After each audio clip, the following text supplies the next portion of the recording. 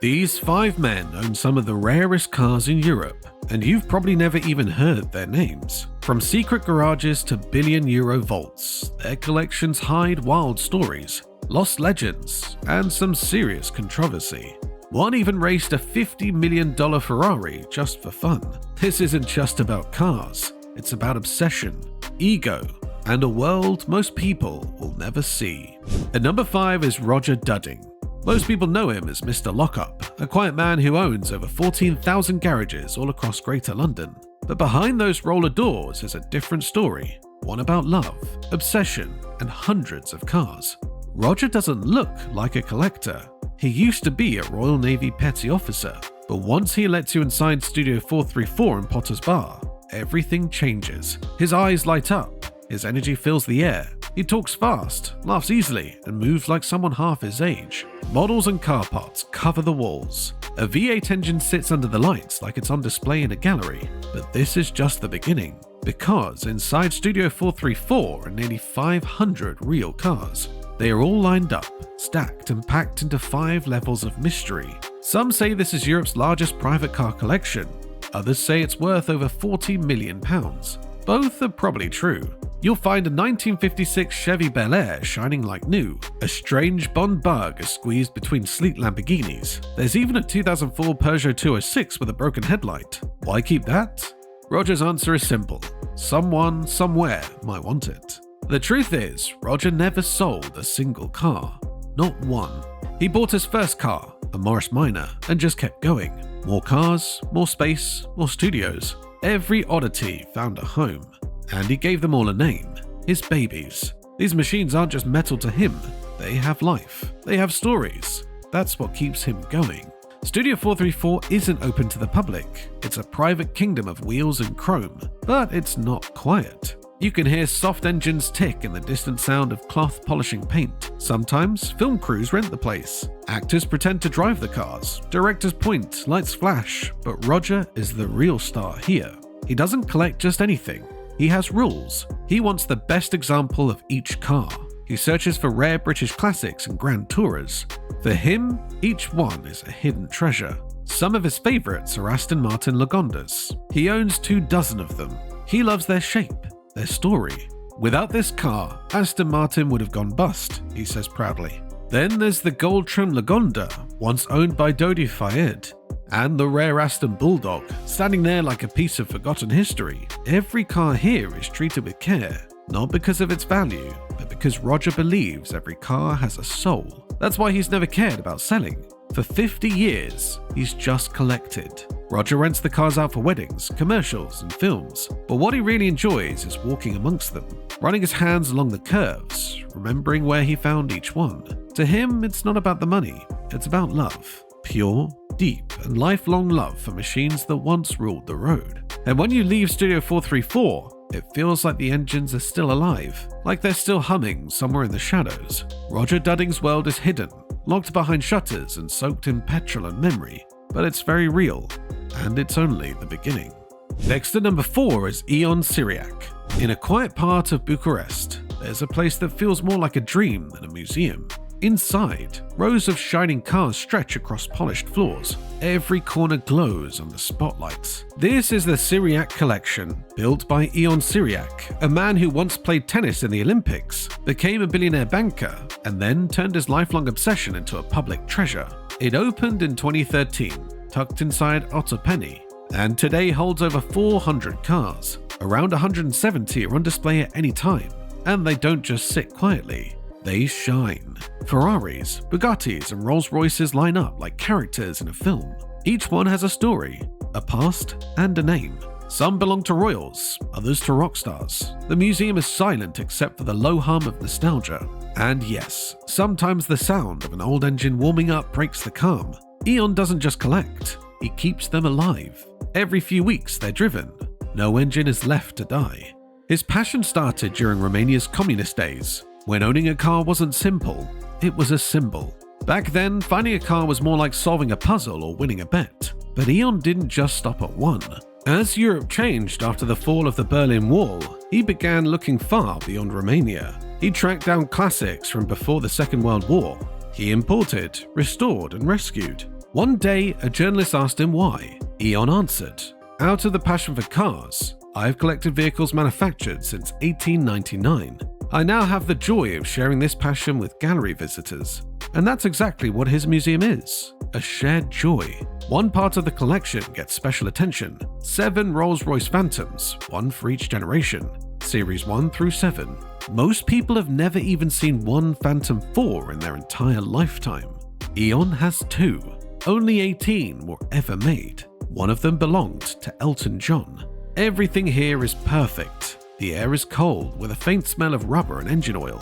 The terrazzo floor reflects the bright chrome and colourful neon signs. The guards walk softly, almost whispering near the rarest pieces, like the 1899 Hertu quadricycle. Only 7 still exist in the world. Then there's the red and silver Mercedes SSK, another legend. Hollywood cars are parked nearby, a DeLorean that looks like it came straight from Back to the Future, a 1968 Dodge Charger that could be driving out a bullet, and even a Red Bull Formula 1 car, sleek and dangerous. He also owns modern monsters, a Ferrari LaFerrari and a McLaren Senna, but it's the old ones that really pull Eon in. He believes every car tells a story. He hires engineers to rebuild them, right there in his museum. He doesn't ship them out. He wants the work done under his roof. Visitors walk through what is part gallery, part workshop. Restoration never stops. And this was never meant to be a private stash. Eon wanted people to see it, so he opened the doors. Now, thousands of locals and tourists visit each year. They don't just see metal and glass, they feel time, they learn, they remember.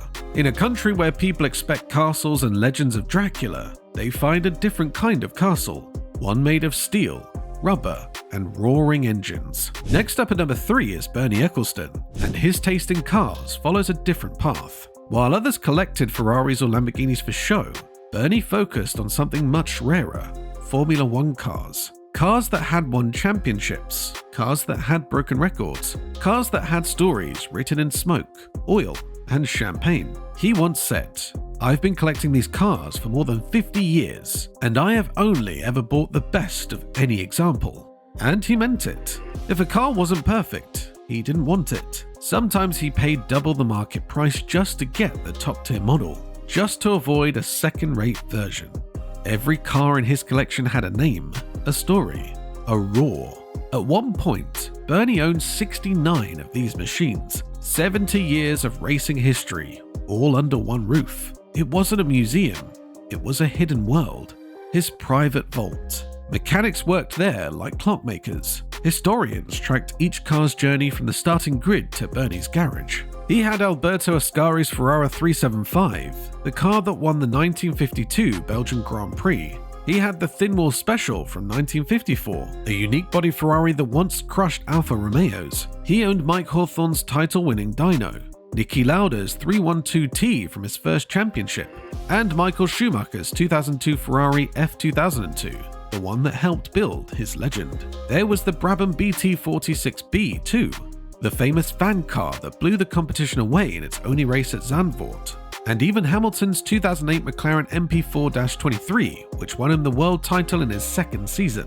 These weren't dusty, lifeless trophies, they were living pieces of history.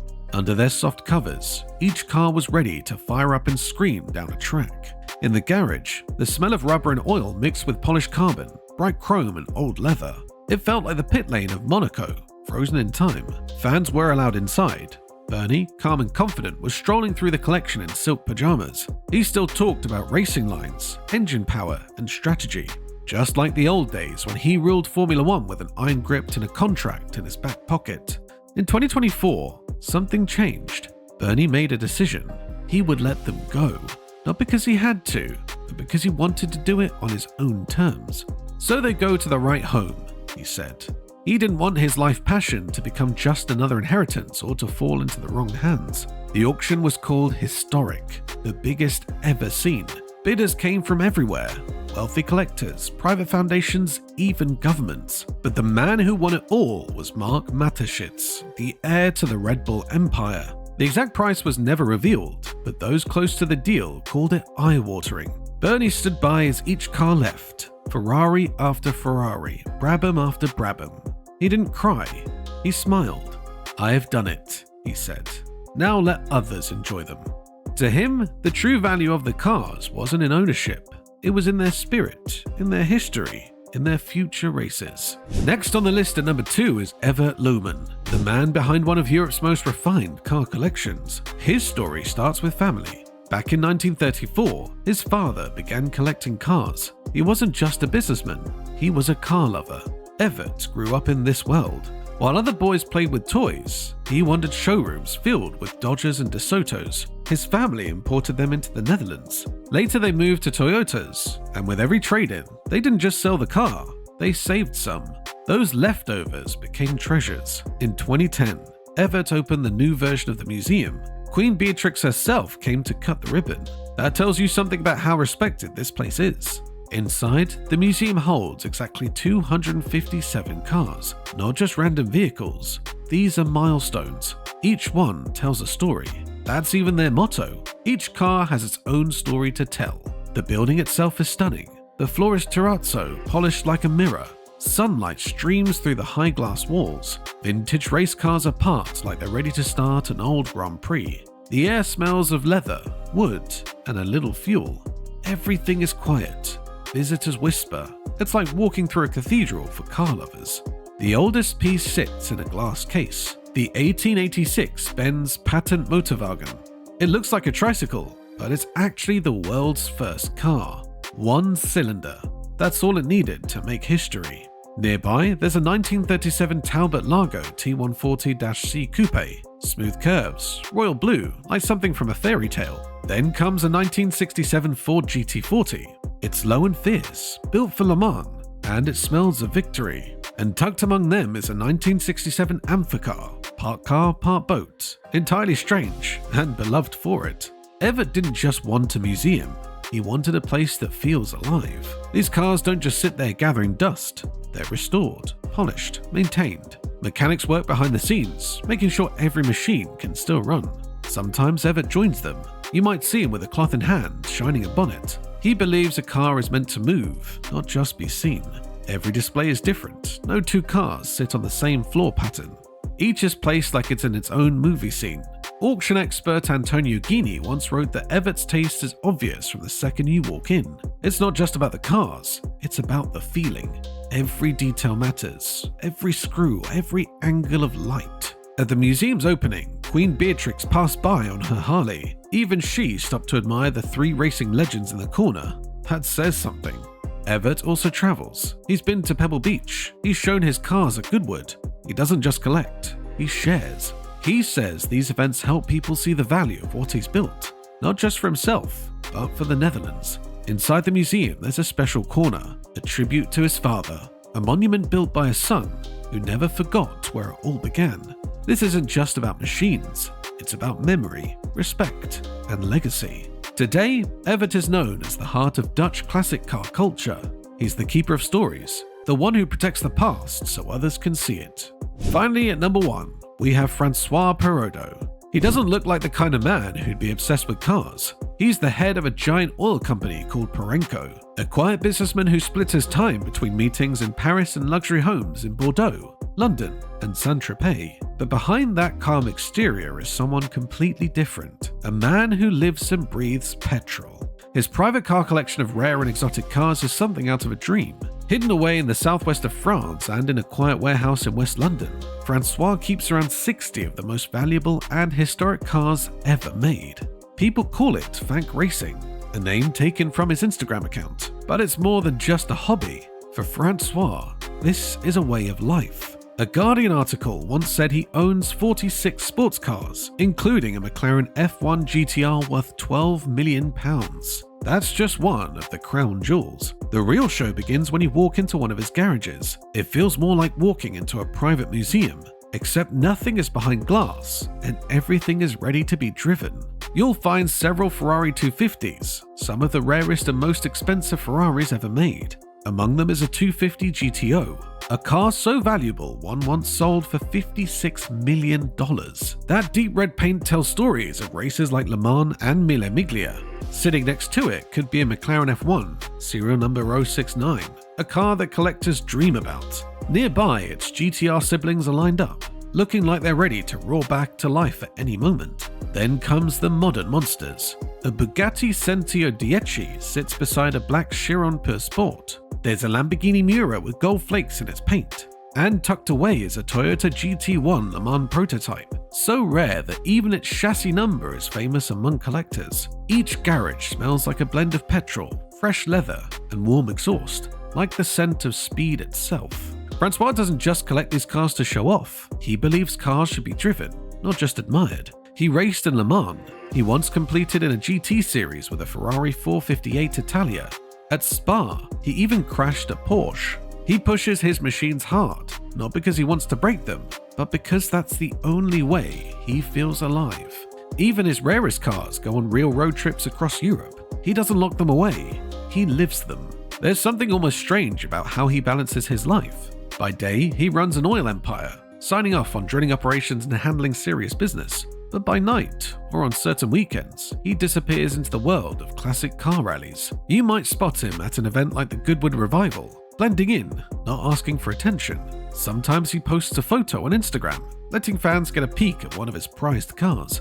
Other times, he just quietly shows up at an event and surprises everyone. When people ask about giving back or starting a charity, he doesn't talk much. He just gestures towards his cars and the joy they bring others. He believes in letting people see these automotive legends in motion. To him, that's enough. That's his way of giving back, sharing moments of magic with the world. Whether it's a 1960s Ferrari or a futuristic Bugatti, every car in Francois Parodo's garage is more than just a machine. It's a living piece of history.